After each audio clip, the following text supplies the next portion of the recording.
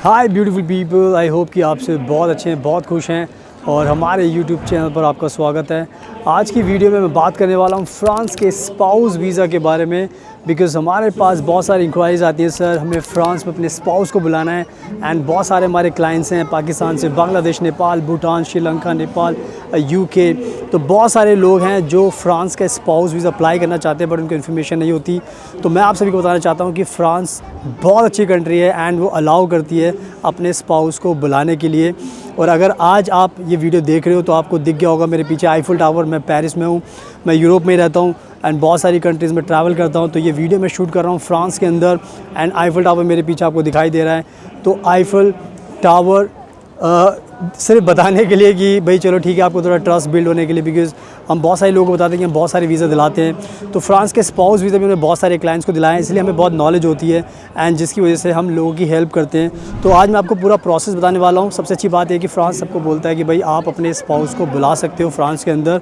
आपको रिक्वायरमेंट्स हैं जो पूरी करनी होगी, वो रिक्वायरमेंट्स अगर आप पूरी कर लोगे तो आपको वीज़ा मिलने में कोई भी दिक्कत नहीं होगी। तो आज मैं आपको पूरा प्रोसेस बताऊँगा ताकि उससे आपको आसानी रहेगी। जिन जिन लोगों ने अप्लाई किया हुआ है उनको भी पता चल जाएगा अगर उन्होंने कोई मिस्टेक की है, या जिन लोगों को अप्लाई करना है उनको भी पता चल जाएगा कि उन्होंने और उनको क्या क्या करना चाहिए था, क्या क्या रिक्वायरमेंट्स थी जो उनको पूरी करनी थी। एंड आप सामने देख सकते हो आईफिल टावर आपको दिखाई दे रहा है। तो मैं इसके सराउंडिंग में ही ये वीडियो बना रहा हूँ एंड पूरा प्रोसेस आपको बताऊँगा, तो वीडियो को एंड तक देखना। So without wasting for the time let's get started. सुनाओ, अब मैं आपको पूरा का पूरा प्रोसेस बताता हूँ। तो सबसे पहले आपको ध्यान रखना है कि जब भी आपको फ्रांस के स्पाउस वीज़ा अप्लाई करना होता है तो उसकी सबसे इंपॉर्टेंट चीज़ होती है जो बहुत लोगों को नहीं पता होता, कि आपको एक एप्लीकेशन फॉर्म भरना होता है जिसको हम CERFA, आप स्क्रीन पर देख सकते हो, उसका एक नंबर होता है। वो फॉर्म बहुत ज़रूरी होता है। बहुत सारे लोग जो स्पाउस वीज़ा अप्लाई करना चाहते हैं फ्रांस को, उनको बिल्कुल इसके बारे में पता नहीं होता। हमें पता होता है क्योंकि हम ये वीज़ा अप्लाई करते हैं, बहुत सारे क्लाइंट्स को हमें दिलाया हुआ है। तो मैं आपको रिक्वेस्ट करूँगा कि ये जो सेरफा फॉर्म है जो आप स्क्रीन पर अभी नाम देख सकते हो, तो इसको आपको फिल करना है एंड जो फ्रांस में आपके स्पाउस रहते हैं उनको ये सबमिट करना होगा। OFII ऑफिस जिसको हम बोलते हैं, वहाँ पर अप्लाई करना होगा। एंड यहाँ पर अभी थोड़ा सा आपको देखने में आ रहा होगा, थोड़ा शोर लग रहा होगा क्योंकि यहाँ पर कुछ इस तरीके से एक तरीके से बहुत सारे लोग जमा हैं जो अपनी कंट्री को रिप्रेजेंट कर रहे हैं एंड थोड़ा सा इसीलिए थोड़ा सा ज़्यादा आपको आवाज़ जा रही होगी, वरना ऐसा नॉर्मली होता नहीं यहाँ पर, लेकिन अभी है तो मेरी आवाज़ आप तक पहुँच रही होगी। तो कहने का मतलब ये है कि जो मैं आपको बताना चाह रहा था वो यही है कि ये जो फॉर्म होता है ना, ये आपको भरना होता है। जो आपके स्पाउस होते हैं इंडिया में और जो फ्रांस के अंदर, वो इसको फिल करेंगे एंड फ्रांस में इसको सबमिट करेंगे। तो ये फॉर्म बहुत सारे लोगों को गलती नहीं करते, तो इसलिए आपका प्रोसेस आगे नहीं बढ़ पाता। तो इस जो फॉर्म को मैंने आपको बताया है, इसको आपको फिल करना है एंड इसको आपको फिर सबमिट करना है फ्रांस के अंदर। तो पहली चीज़ ये है, इसको आपको ध्यान रखना है। अब बात करते हैं दूसरे पॉइंट की, और वो है वीज़ा अपॉइंटमेंट आपको बुक करनी होती है। वीज़ा अपॉइंटमेंट स्पाउस वीज़ा के लिए बहुत ज़रूरी है, क्योंकि जब आप अपना स्पाउस वीज़ा प्रोसेस करना चाहते हो तो पहले अपॉइंटमेंट लेकर आपको रखनी होती है ताकि आपको अपॉइंटमेंट मिल जाए और उसके बाद फिर आपके जो बाकी का जो प्रोसेस है वो कंटिन्यू चलता रहे। तो दूसरा पॉइंट स्पाउस वीज़ा के लिए आपको ध्यान रखना है कि आपको अपनी अपॉइंटमेंट बुक करनी पड़ेगी, तो इसका आपको ध्यान रखना है।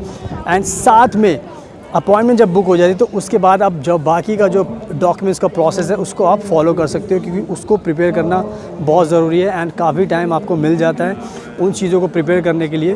तो ये स्टेप बाय स्टेप मैंने जो चीज़ें आपको बताई हैं, ये अगर आप फॉलो कर लोगे तो आपको बहुत आसानी होगी। तो इन सब चीज़ का आपको ध्यान रखना है। अब बात करते हैं जो नेक्स्ट चीज़ होती है, वो होती है आपका कवरिंग लेटर। तो जब भी आपको स्पाउस वीज़ा चाहिए तो आपको ये ध्यान रखना पड़ेगा कि आपको एक कवरिंग लेटर बनाना पड़ता है एंड उसमें आपको अपने बारे में लिखना पड़ता है, अपनी शादी के बारे में, अपनी एजुकेशन के बारे में, बहुत सारी चीज़ें आपकी लाइफ के बारे में उसमें बतानी पड़ती हैं, ताकि एक प्रॉपर तरीके से आप जब वीज़ा ऑफिसर को समझ में आए कि आपकी लाइफ क्या रही है, आप क्या काम करते हो, शादी कब हुई, और बहुत सारी इसमें डिटेल्स डालनी पड़ती है ताकि उससे एक आपके बारे में प्रॉपर एंड कंप्लीट इन्फॉर्मेशन मिल जाती है, जिससे वीज़ा ऑफिसर को समझने में आसानी होती है कि आप किस टाइप के कैंडिडेट्स हैं, आपका पूरा बैकग्राउंड क्या है। तो कवर लेटर बहुत सारे लोग गलती करते हैं, नहीं करते, तो मैं आपको रिक्वेस्ट करूँगा कि प्लीज़ आप कवर लेटर ज़रूर बनाइए, उसमें सारी चीज़ें डालिए ताकि आपका प्रोसेस जल्दी से स्मूथली आगे बढ़े और कोई भी दिक्कत ना हो। तो इस चीज़ का आपको ध्यान रखना है। अब बात करते हैं नेक्स्ट चीज़ की, और वो होते हैं बैंक फ़ंड्स। देखो, बैंक फ़ंड्स होना बहुत ज़रूरी है, क्योंकि जब भी आप अपने स्पाउस को बुलाना चाहते हो तो वीज़ा ऑफिसर ये समझना चाहता है कि आपके पास पैसे कितने हैं, यानी कि आपकी अर्निंग क्या चल रही है, ताकि आप जब खुद रह रहे हो तो आपका भी खर्चा है और अपने स्पाउस को बुलाओगे तो उनका भी खर्चा है, तो खर्चे बहुत ज़्यादा हो जाते हैं। तो इसलिए आपको बैंक फ़ंड शो करना पड़ता है। अब बैंक फ़ंड में दो चीज़ें होती हैं, या तो आपके स्पाउस जो फ्रांस में वो शो कर सकते हैं, या फिर अगर आप इंडिया में आपके स्पाउस है, हस्बैंड और वाइफ है, वो शो कर सकते हैं। तो कम से कम आप ये मेक श्योर करो कि दोनों पर्सन के लिए 1500 यूरो तो आपके पास मिनिमम होने चाहिए हर महीने, ताकि वीज़ा ऑफिसर को समझ में आए कि हाँ भाई, इतने पैसों में आप दोनों का खर्चा चल सकता है, ताकि उससे वीज़ा के लिए आपका जो प्रोसेस है वो काफ़ी स्मूथ हो जाएगा। तो आई थिंक बैंक फ़ंड का भी आपको रिक्वायरमेंट पूरी करनी पड़ेगी, तो इसका भी आपको ध्यान रखना है। एंड नाउ अब बात करते हैं जो नेक्स्ट इंपॉर्टेंट चीज़ होती है, वो होती है अकोमोडेशन। अकोमोडेशन एक बहुत ही बड़ी रिक्वायरमेंट है, बिकॉज़ फ्रांस में अगर आप रहोगे तो ऑब्वियसली बात है, आपके खर्चे भी होते हैं, रहने का खर्चा इंपॉर्टेंट होता है, क्योंकि आपका रेंट जाता है पर मंथ। तो फ्रांस ये जानना चाहता है कि जब आपका स्पाउस आएगा तो वो रहेगा कहाँ पर, क्योंकि आप खुद से जैसे भी रहते थे वो एक अलग चीज़ है। तो अब क्या होगा, आपको जब वीज़ा की फ़ाइल लगानी तो उससे पहले फिर आपको अपना एक अकोमोडेशन लेना पड़ेगा, जिसका कम से कम भी स्क्वायर मीटर आपको कम से कम भी 25 स्क्वायर मीटर तो 2 पर्सन के लिए होना चाहिए, ताकि उसमें 2 पर्सन आसानी से रह सकें। तो ये एक कहीं ना कहीं रिक्वायरमेंट आपको पूरी करनी पड़ेगी, ताकि वीज़ा ऑफिसर को तसल्ली हो जाए कि आपका स्पाउस को मतलब रहने में कोई प्रॉब्लम नहीं होगी। और अकोमोडेशन एक बहुत ही बड़ी रिक्वायरमेंट होती है, तो इसका भी आपको ध्यान रखना है। एंड नाउ अब बात करते हैं जो नेक्स्ट इंपॉर्टेंट रिक्वायरमेंट होती है, और वो है आपके मैरिज के प्रूफ्स। यानी कि अगर आपकी शादी हुई है तो आपको ये प्रूव करना पड़ेगा। बहुत सारे शादी के डॉक्यूमेंट्स आपको देने पड़ेंगे, जैसे शादी का आपका कार्ड होगा, ठीक है। अगर आपकी शादी हुई तो आपके पास फ़ोटोग्राफ्स होंगी शादी की, ठीक है, कहाँ पर आपने शादी की, उसके बिल्स भी आपके पास हो सकते हैं। एंड इवन शादी के जो फेरे उनकी फ़ोटोग्राफ्स होगी, जो भी आपके जिस भी धर्म में आपकी शादी हुई है उसके हिसाब से आपके पास डॉक्यूमेंट्स होने बहुत ज़रूरी हैं, प्रूफ होने ज़रूरी हैं। अगर आपने बैंक अकाउंट अपने एक दूसरे के नाम पर, मतलब एक जिसको हम बोलते हैं कि साथ में आप एक दूसरे के नाम के साथ आपने ओपन किया हुआ है, तो बहुत अच्छी बात है, उससे भी पता लगता है कि भाई आपकी शादी जेन्युइन है। तो कहने का मतलब यह है कि पंडित का सर्टिफिकेट भी बहुत ज़रूरी है, जिस पंडित ने भी आपकी शादी कराई है। तो इस तरीके से आपके पास शादी के डॉक्यूमेंट्स होने चाहिए, मैरिज का सर्टिफिकेट होना बहुत ज़रूरी है, ताकि उससे पता लगे कि लीगल शादी आपने की है। तो मैरिज के प्रूफ्स अगर आपके पास होंगे तो उससे वीज़ा ऑफिसर को आपकी शादी पर कोई भी शक नहीं होगा, बिकॉज़ ये वीज़ा देते टाइम ना एक सबसे बड़ी प्रॉब्लम यही आती है कि शक बहुत होता है वीज़ा ऑफिसर की आपकी शादी जेन्युइन है या नहीं है। तो इसीलिए मैं आपको ये बात बता रहा हूँ कि सारे डॉक्यूमेंट्स आपके पास होने चाहिए, तब आपको वीज़ा मिलने में आसानी होगी। तो वीज़ा तो मैरिज के जो प्रूफ्स हैं उसका भी आपको ध्यान रखना है।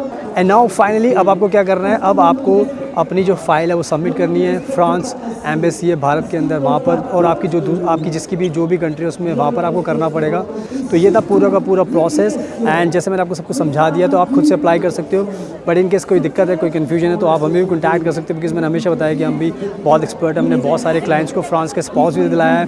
एंड आप खुद भी देख सकते हो, मैं खुद फ्रांस में रहता हूँ, दूसरी कंट्रीज़ में यूरोप में रहता हूँ, ट्रैवल करता हूँ। तो बहुत आसान है, आपको अगर हमसे काम कराओगे, आप वीज़ा लगाओगे तो आपको लगा के देंगे, ताकि आपको कोई भी दिक्कत ना हो। एंड हमारी टीम को आप कॉन्टैक्ट कीजिए इंडिया के अंदर, वो आपको अच्छे से गाइड करेंगे। So thank you so much आपके कीमती टाइम का, best of luck, and please हमेशा अपना ध्यान रखिए।